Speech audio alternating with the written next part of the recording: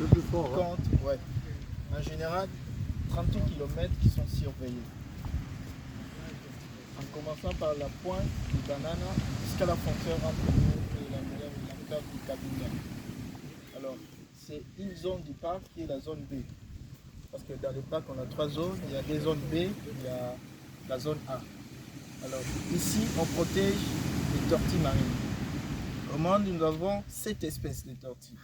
Mais si chez nous, en général, on a déjà eu à identifier au moins 5 espèces. Et parmi les 5, il y a des espèces qui viennent pondre. Les autres, on les capture accidentellement. Par exemple, pendant la période d'accouplement, il y a les pêcheurs qui capturent et puis on essaie d'identifier l'espèce qu'on a capturée. C'est-à-dire, des 2 espèces, il y a la tortue lisse, la grosse tortue qui peut aller jusqu'à 900 et 800 kg. Et la tortue olivâtre. Alors, qu'est-ce qu'on fait avant de commencer la saison, on commence par recruter d'abord les éco-gardes saisonniers. Ces éco-gardes saisonniers proviennent de la communauté locale, au moins 80%. Il y a beaucoup de villages tout au long de notre littoral. À partir de kilomètre 5, kilomètre 3, il y a moins de villages, Sianfumu, Tchende. On prend la communauté qui vont travailler. Pourquoi nous prenons la communauté? Parce que la communauté doit intervenir aussi dans les activités de la conservation. Et parmi eux, ce sont les pêcheurs qui connaissent bien ce qui se passe de l'autre côté de l'océan. Ils savent aussi comment est-ce qu'ils capturent dans leur filet et quelles sont les mesures qu'ils vont prendre pour sauver ces tortues qui seront capturées. Alors, la saison commence à partir du mois de septembre normalement. La première étape, c'est qu'on commence par sensibiliser la population locale qui nous prend au moins 1 mois, tous les mois de septembre. À partir du 15 octobre, il y a la période des pontes.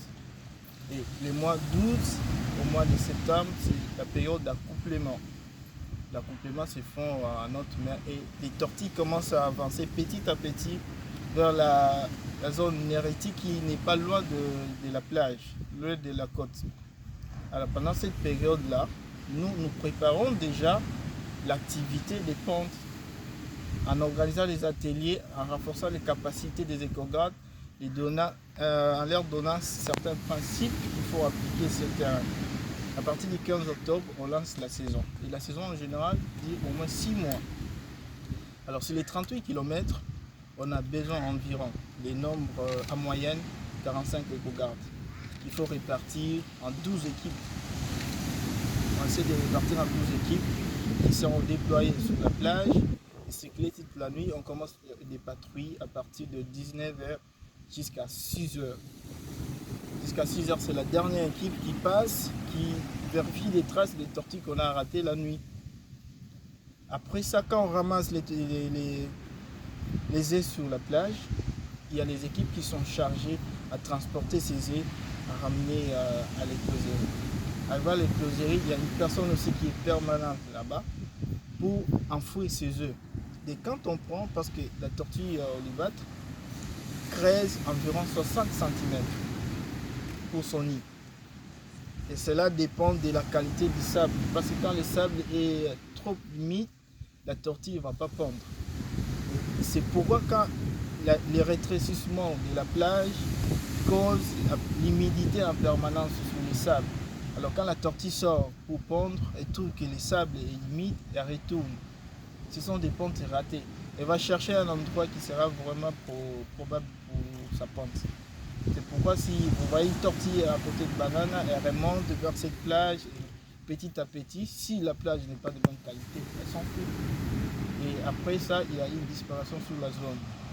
Alors quand on prend ces œufs, parce qu'il y a des précautions qu'il faut prendre. D'abord, quand vous trouvez les œufs, vous les ramassez. On marche toujours avec les seaux et avec un bâton pour essayer de tester l'endroit où se trouvent les nids. Et il faut le faire avec prudence parce qu'on risque de trouver les nids. Et puis on ramasse, on respecte la position, pas cette position verticale, il ne faut pas renverser parce que chez les reptiles, l'embryon se migre vers l'épaule. Il faut vous renverser, vous tuez l'embryon. On respecte la même position, on ramène à l'écloserie. La personne qui va encore enfouir, c'est-à-dire on essaie de produire un nid un peu artificiel en respectant les conditions naturelles.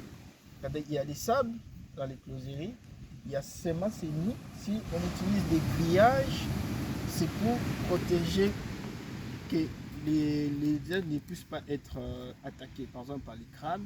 On utilise les moustiquaires pour protéger les œufs contre les fourmis. Il y a aussi des fourmis qui viennent détruire les œufs. Pourquoi on utilise ces matériels? Après, pour la tortille olivâtre, après 50 jours, c'est la période d'incubation. À partir de la date qu'on a enfoui les œufs jusqu'à l'éclosion, on calcule l'écart, ça fait 50 jours pour la tortille olivâtre. Et pour la tortille litre, qui est la grosse tortille, c'est environ 60 jours. Donc on a remarqué qu'il y a une différence entre les deux tortilles par rapport à sa taille, par rapport à l'air écaillé. Parce que chez la tortille olivâtre, on trouve les écailles comme les autres tortilles.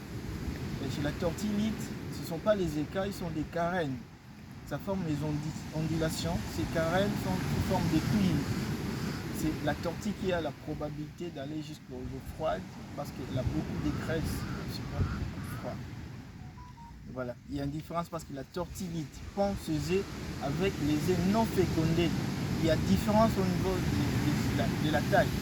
Il y a des œufs qui sont trop petits, il y a les œufs qui sont normaux avec une taille normale. Ça c'est la tortille litre. La tortille olivâtre, ses œufs ont la forme et la taille de balle de ping-pong. C'est leur taille. Alors, après 50 jours, il y a éclosion. Pendant cette période, la personne qui est permanente à l'écloserie et s'occupe aussi de relâcher les bébés tortilles. Ça se passe plus très tôt matin, entre 4h et 5h du matin. Nous devons directement relâcher les tortilles.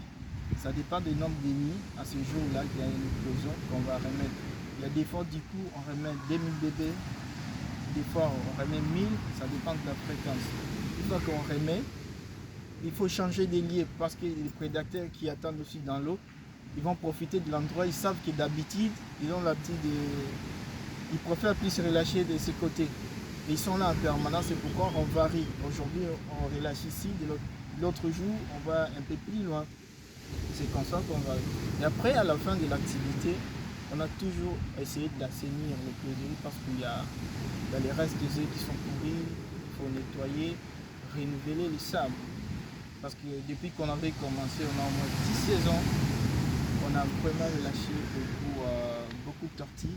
Nous avons une saison qui a fait un record, on a arrivé jusqu'à 766 000. Et on a essayé de relâcher au moins 81 000 bébés de tortilles à cette saison-là. C'était vraiment un record. Aujourd'hui, les taux de la réussite de l'émergence, on est jusqu'à 96%. Depuis qu'on avait commencé avec 75, on montait 80, 85, aujourd'hui on a 96%. C'est déjà une réussite. On a vraiment maîtrisé cette pratique de l'écloserie. Je veux dire, dans le golfe de Guinée, les Congo fait un bon résultat en matière de écloserie aujourd'hui en Afrique. On essaie toujours d'améliorer. Voilà un peu en bref comment se déroule l'activité. Mais cela nous demande aussi des moyens. Il y a aussi des budgets, des coûts. Parce que quand je fais les budgets pour les activités, le minimum, c'est 35 000 $. Le budget idéal. Annuellement? Oui, pour une saison. 6 mois. Parce que la saison, c'est 6 mois. Il y a les budgets vraiment idéal qu'il faut acheter des matériaux, tout ce qui est communication, tout ce qui est vraiment nécessaire pour cette activité. On va jusqu'à 55 000 $. Mais actuellement, on nage avec les budgets de 35 000 $. Ça dépend des aides qu'on a, qu'on essaie de mettre en pratique. Je ne sais pas s'il y a des questions. Lorsqu'il y a des